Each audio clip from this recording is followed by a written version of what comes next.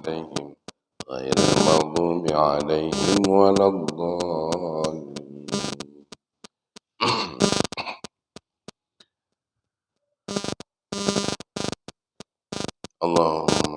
اللهم يا الله نور قلوبنا بنور هدايتك كما نورت الأرض بنور شمسك أبدا أبدا. اللهم انفعنا بما علمتنا وعلمنا ما ينفعنا برحمتك يا أرحم الراحمين. وصلى الله وسلم على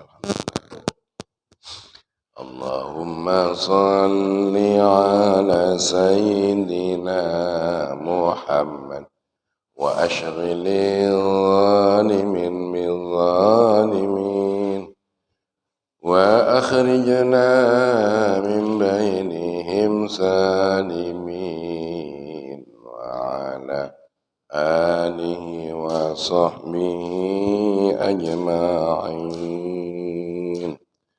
Rahmat salam berlimpah pada Nabi Muhammad. Benturkanlah sesama orang zalim zalimi. Selamatkanlah kami dari kezaliman mereka. Keluarga Nabi, sahabat penuh rahmat, selamat. Bismillahirrahmanirrahim.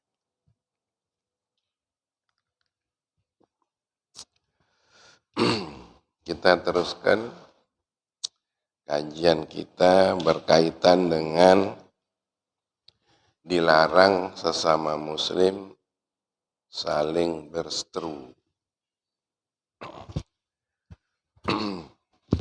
Kecuali urusan yang merugikan agama.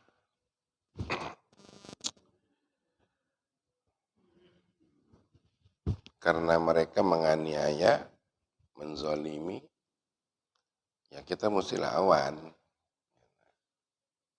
Menganiaya agama. Agama itu menghinakan Rasulullah, menghinakan Allah, menghinakan Al-Quran, menghinakan Islam, menganiaya kaum muslimin, ya itu harus dilawan. Jadi kalau doa tadi itu ya, sedikit itu ngelawannya, itu cuma berdoa saja. Kalau mereka angkat senjata, kita angkat pula 2 kali senjata. Gitu. Kalau mereka menzalimi lewat politik, kita lawan pula dengan kekuatan politik. Senjata sekarang ini yang paling ampuh itu politik.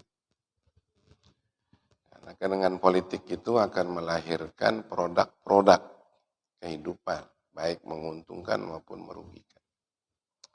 Misalnya, sekarang ini terasa ya, Indonesia ini terbelah, itu produk politik. Ada cebong, ada kampret. Dulu nggak ada, tapi sekarang inilah produk politik. Ada rasa ketidakadilan. Itu ulama gampang sekali ditangkap. Tapi mereka-mereka yang korupsi besar-besaran itu aman-aman baik. Umat muslim yang cuma korupsinya ratusan juta, 1-2 miliar dilakukan tangkap basah. Tapi yang triliunan, ini yang terasa, ini produk politik. Kemudian serba mahal sekarang. Apa-apa mahal, dolar mahal, haji mahal. Ya tak?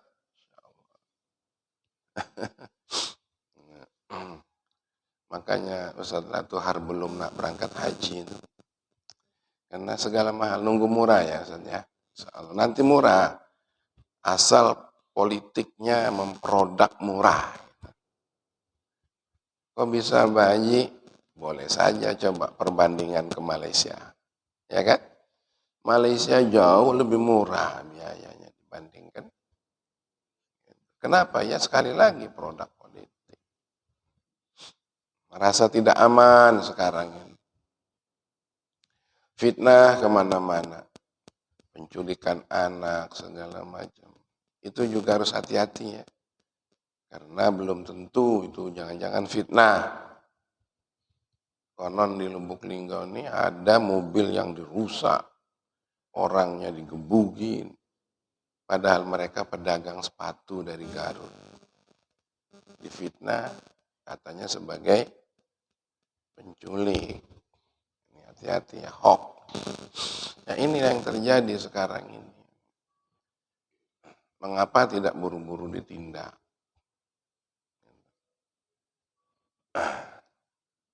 Jadi kalau yang begini-begini harus bagaimana? Harus dilawan. Dengan cara apa? Ya dengan cara kita tegakkan politik. Cari yang bisa menegakkan keadilan. Gitu. Begitulah. Tapi kalau kita terima bayar, tunggulah sampai ludes. Habis gitu. Spanyol tuh 99% umat Islam. Yang dibantai berapa orang? Ketika itu penduduknya katanya 8 juta. 7 juta lebih dibantai di tiang gantungan. Umat Islam nggak ada yang sampai begitu. Cuma hanya 300 orang yang mendapat perlindungan sementara sebelum diusir. Itu dalam sejarah-sejarah itu bolehlah dibaca. Supaya kita itu jangan nganggap politiknya urusan topik meh. Jangan, urusan kita juga. Salah. Itu dikit produk politiknya nyekek gitu kayak. Tapi kalau karena selisih paham saja, selisih pendapat saja, nggak usah nak bermusuh, gitu mas. Ya. Wa an Ibnu Abbas radhiyallahu anhuma an Rasulillah sallallahu alaihi wasallam qala. Dari Ibnu Abbas. Abbas itu pamannya Rasul. Anaknya, ibennya artinya sepupu. Namanya Abdullah. Sepupunya Rasulullah. Sepeninggal Rasulullah, Abdullah ini menjadi rujukan sahabat. Ulamanya para sahabat. Kemudian Abdullah dari Rasulullah sallallahu alaihi wasallam. Kata beliau, salasun la turfa'u salatuhum fawqa ra'sihim shibran. Masya Allah. Ada 3 orang yang sholatnya tidak diangkat ya, dari atas kepalanya walaupun hanya sejengkal. Artinya sholat ini kan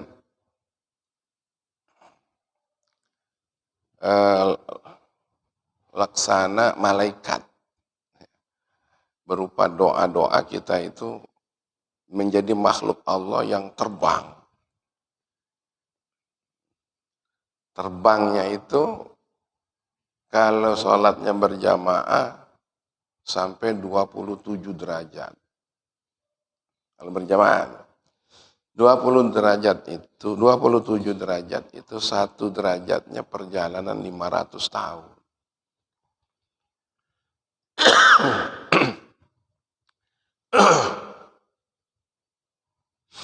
Entah berapa itu kali 500 tahun ya, kali 27. Dan menuju rahmat Allah, kehadirat Allah. Gitu. Tapi ini ada sholat yang tidak bisa terbang. Walaupun hanya sejengkal. Siapa itu? Yang pertama, rajulun. amma qauman wahum lahu karihun. Seorang laki-laki yang memimpin masyarakat, mengimami maksudnya itu. Mengimami itu paling kecil tuh imam sholat. Atau memimpin umat yang lebih besar. Tapi umatnya itu tidak suka, mayoritasnya enggak suka. Gitu. Karena mungkin curang misalnya. Karena mungkin hanya karena duit misalnya. Bukan karena kepintarannya, kecerdasannya. Karena kezaliman didukung oleh orang-orang kafir. Misalnya oligarki. Ya, untuk jadi boneka. Atau sebagai petugas. Petugas oligarki. Ini walaupun nampak terhormat, nampak berwibawa, memangnya dihormat-hormati begitu. Kemudian kelihatan sholat, sholatnya itu tidak naik sejengkal pun. Bukan hanya sholatnya, makannya haram, gajinya haram. Haram semua. Kalau hasil kezaliman, hasil kecurangan. Kepala desa, misalnya ya, bupati, wali kota, presiden sekalipun. Kalau hasil kecurangan, ya seperti itu. Kalau memang hasil curang. Tapi kalau hasil kejujuran, dia paling dulu masuk surga. 7 kelompok yang tidak dapat fasilitas Allah, salah satunya 7 kelompok yang dapat fasilitas dari Allah, salah satunya pemimpin yang adil. Gitu. Tapi jangan pula bukan karena ada di suatu tempat kepala desa dimenangkan, tapi dia merasa kalah dia. Gitu. Saya bukan cari kemenangan. Saya untuk ibadah. Karena saya merasa tidak menang, lebih baik saya tidak dilantik. Ada itu. Hebat sekali, ini ahli surga ini. Tapi kira-kira dari sebanyak calon kepala desa, berapa desa yang begini? Kalau cuma Siko tuh.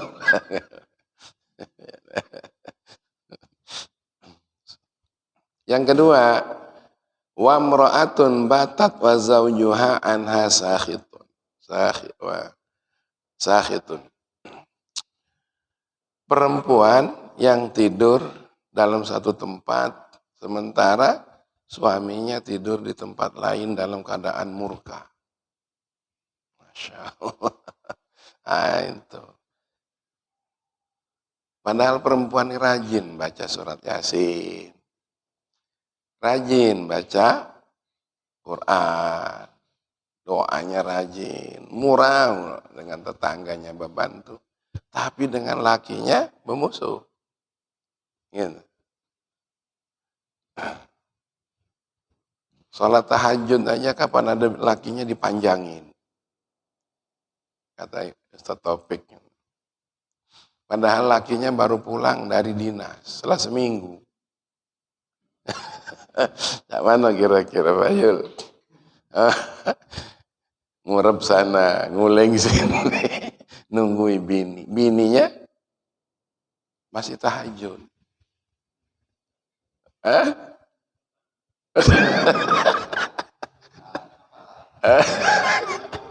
Iya. Nah, kalau ada yang punya tempat lain, gampang. Cari kunci mobil, udah pergi. Nah, tapi kalau yang larinya ke musola, nah ngapain?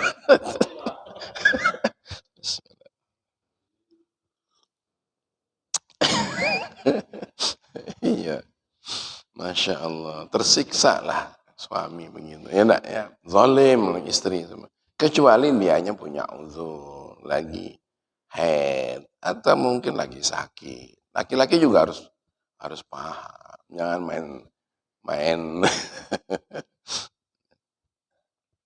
awas Anda. Kasih tahu mini kita nih, jangan kaget nggak tahu ngaji subuh tadi katanya. Nah, mama jangan kan dikasih tahu, Mat. Kasih tahu. Gitu. Artinya doanya nggak makbul. Ibadahnya nggak diterima. Kemudian yang ketiga ya ini wa akhwanin mutasarimat. Yang masyarakat yang saling bermusuhan. Gitu. Terpecah belah tadi ya. Antara kelompok kampret dan cembong. Padahal sekarang kampretnya itu sudah masuk satu kolam. Kolam, ya kan? Gitu. Kampretnya udah masuk di kolam itu sebenarnya. Nah, ini mestinya dengan masuknya satu kolam itu sudah damai, tapi nggak damai. Ada beberapa orang yang ngajak tidak damai. Enak. Makso, kamu harus pendapat dengan aku. Kamu harus hormati aku, kamu harus turut aku. Nah, kamu jangan kritik penjara kamu. Sampai ada yang tongol, kita nih pemenang. Tapi masih ada yang nggak suka. Ganyang pakai hukum. Ada. Kok begitu? Jangan begitu lah, Man. Jangan. Jangan begitu. Kita sudah bisa menegakkan keadilan belum? Nauzubillah. Mungkin dia nggak ngaji malam Jumat. Kalau ngaji malam Jumat nggak berani itu. Jumat pagi. Ada hadis berikutnya. Wa an Abi Hurairah radhiyallahu an tuftahu abwabul jannah yaumal isnin wa yaumal khamis. Kata Abi Hurairah, pintu surga itu dibuka setiap hari Senin dan hari Kamis. Hari Senin, puasa hari Senin mengikut Rasulullah. Karena beliau merasa dilahirkan hari Senin. Jadi beliau memperingati hari kelahirannya setiap hari Senin dengan puasa. Jadi peringatan itu ada. Kalau ada yang melarang peringatan, tidak setuju dengan peringatan, berarti selisih dengan Rasulullah. Tapi kalau hari Kamis, puasa hari Kamis itu, sore Kamis itu ada dilaporkan amalan kita. Karena malam Jumat akan dicurahkannya rahmat. Makanya orang itu ada milih puasa Senin, Kamis. Wa yughfaru likulli 'abdin la yusyriku billahi syai'an.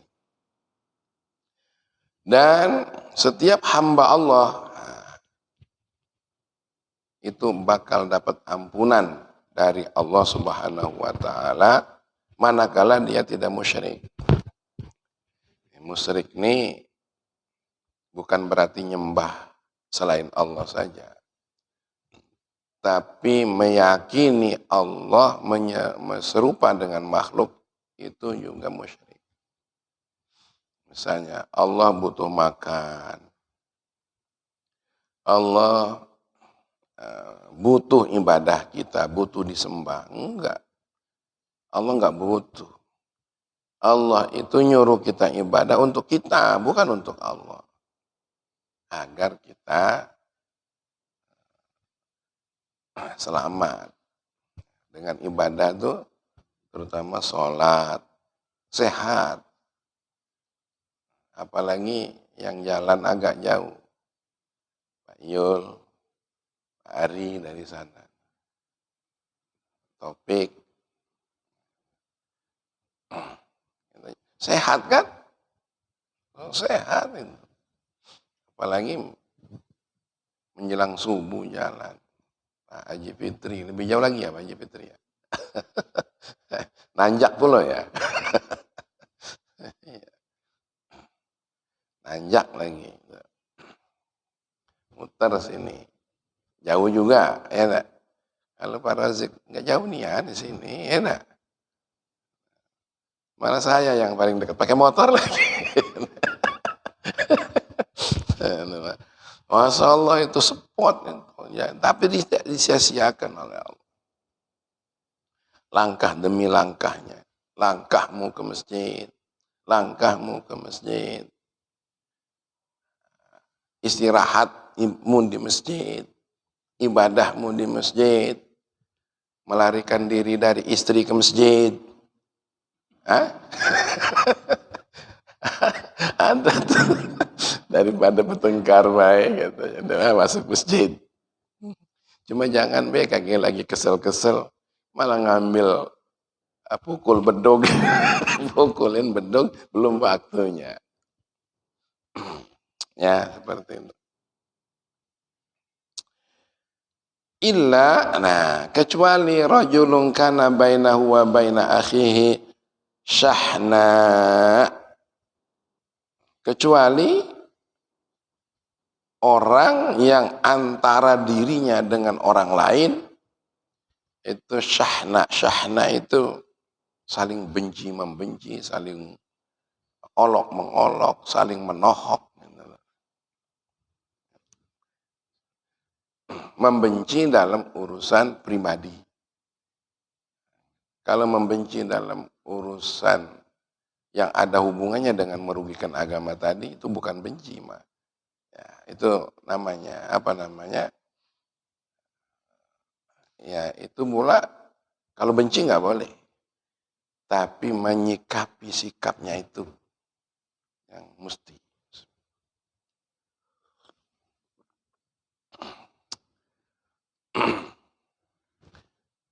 Nggak tahu Abah Haji juga tuh nyingok di depan situ tuh, yang minta-minta tuh khawatir kalau ada yang bersiko. Dia tuh kan joget di pinggir jalan tuh. Kalau ditumbur, yang dipersalahkan siapa? Apa yang ditumbur, apa yang numbur? Kayaknya yang numbur yang dipersalahkan. Orang itu ditumbur tuh, trotoar tuh. Ya enggak, yang di lampu merah tuh. Pecahnya ditumbur. Gara-gara ada ditutup jalan untuk apa tuh? Pak Haji. Di kantor Pak Haji itu. Ditumbur kan ya. Itu ada yang ditutup-tutup untuk apa itu? Untuk kebut-kebutan.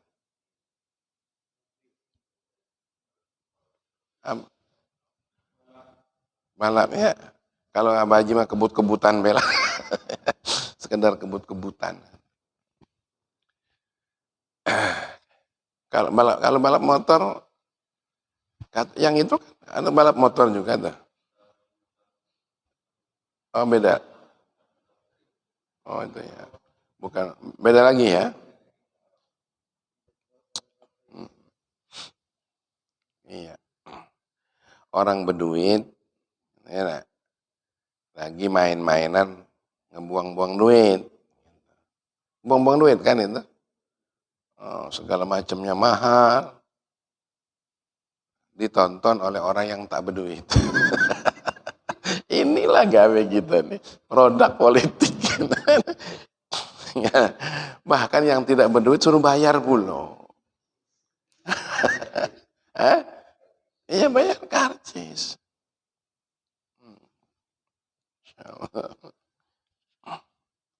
Ya, cobalah dipikirkan aja itu. Kadang-kadang itu yang aneh-aneh terjadi.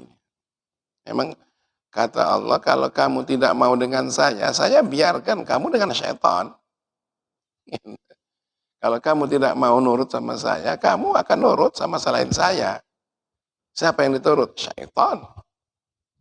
Syaitan itu siapa? Minal jinnati wan nas. Ada yang dari jin, ada yang dari manusia.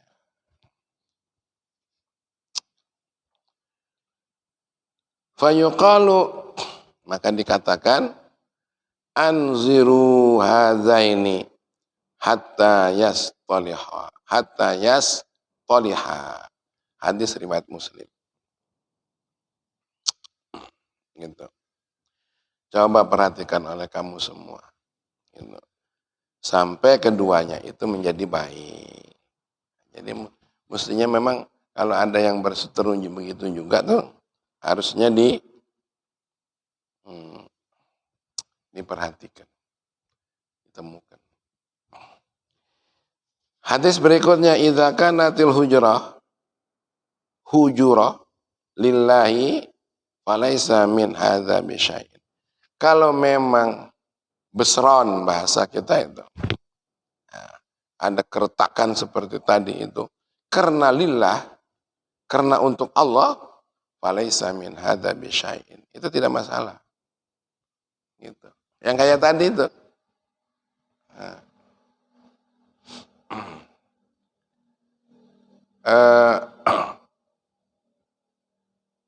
Sekarang ini ada orang yang punya ilustrasi dan bahasanya begini. Indonesia ini kalau ibarat rumah di dusun mau dipindah, mau digeser, gitu.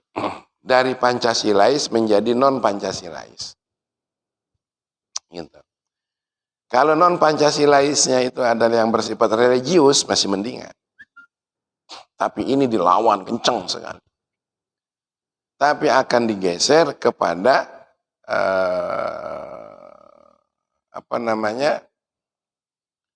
komunis.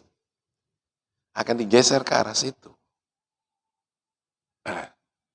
Makanya sudah ada orang dengan kekuatan politiknya mengatakan Pancasila harus diganti dengan Trisila, Ekasila. Ya, ujungnya sampai ke gotong royong. Udah, Pancasilanya hilang. Tapi ini nggak ada yang melawan. Nggak ada yang melawan. Karena memang kekuasaan. Ibaratnya itu, kalau sudah mau dipindah lagi, sudah lagi dikebet, lagi diikat semua ini. Dan ikatan itu sudah hampir sempurna. Tinggal ngangkat aja. Ayo, Pik. Yang bisa melepaskan ikatan itu, kelas-kelas kamu tuh lah. Di dalam dunia politik itu lah. Nggak tahu melawannya sampai di mana. Ya, lagi diikat sekarang itu. Indonesia yang kaya dari kalangan mereka. Cuma ada beberapa orang yang memiliki Indonesia. Udah kenceng ikatannya. Ini ada yang mengatakan begitu. Tinggal diangkat aja. Tinggal dikit aja diangkat. Nah, tapi masih ada penghalang. Kalangan ulama, kalangan ilmuwan, kalangan politikus. Masih ada yang melawan.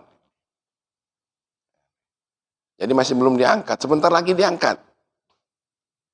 Iya Pak Haji. Tunggu saja. Anak kita sudah tidak lagi belajar agama secara cukup. Coba. Ya. Tidak ada lagi moral-moral Pancasila. Nggak ada. Nggak ada lagi. Apalagi akhlak. Kurikulum kita sudah seperti itu. Lagi diikat semua ini. Untuk diangkat. Kalau kita ngaji seperti ini, nggak jadi masalah ini. Nak beribu ngaji nggak masalah. Nak puluhan ribu nggak masalah.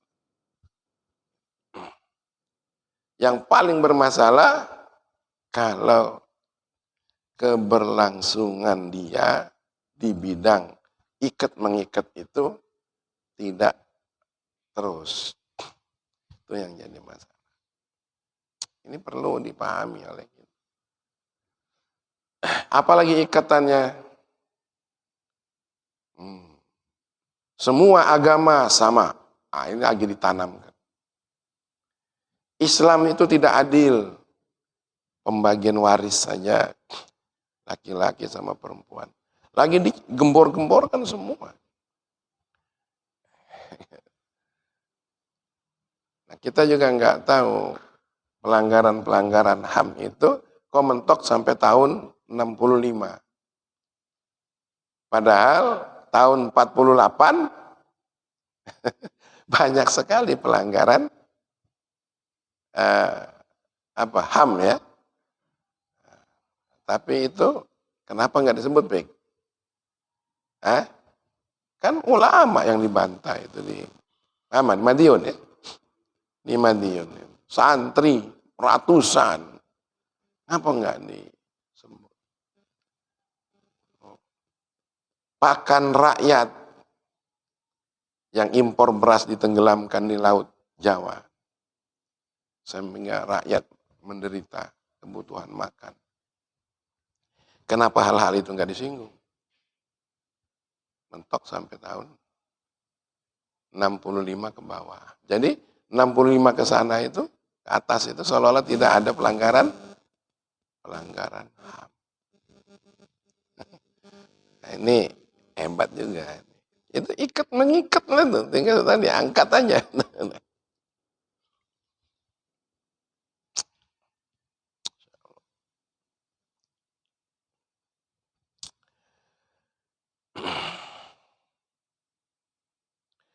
Fa innan nabiyya sallallahu alaihi wasallam hajara ba'dha nisa'ihi arba'ina yauman. Sebab Nabi sendiri pernah mendiamkan istrinya sampai 40 hari. Ada istrinya, sebagian ba'dha nisa'i, sebagian istrinya. Kenapa? Ya itu tadi, ada kaitannya dengan wa ibn Umar radhiyallahu anhu hajara ibnan lahu ila an mata. Bahkan yang disebut tadi itu Abdullah bin Umar, ulama sahabat setelah wafatnya Nabi, dia pernah juga mendiamkan anaknya itu didiamin sampai dia mati. Dia meninggal. Kenapa? Ya tidak semuanya anak ulama nih mengikuti bapaknya, tidak. Siapa lagi yang kita tahu akhir-akhir ini?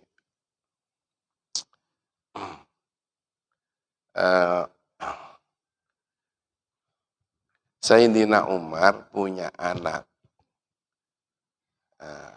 Posisinya di Baghdad. Dia melakukan perzinahan. Sudah dihukum oleh khalifah di Baghdad itu sudah dihukum. Tapi hukumannya itu menurut Sayyidina Umar tidak sesuai dengan syarak karena dia anaknya khalifah, sudah dihukum oleh gubernurnya. Akhirnya Sayyidina Umar menghukumnya dia sampai meninggal. Itu kalau urusan agama. Kita berani nggak marahi anak tidak sholat? Apalagi anak kita ini mantunya punya pendapatan banyak, sudah nggak berani. Ya, Ri? Punya jabatan lagi nggak berani. Apa katanya? Itu kan sudah gede. Gitu. Sudah besar dia.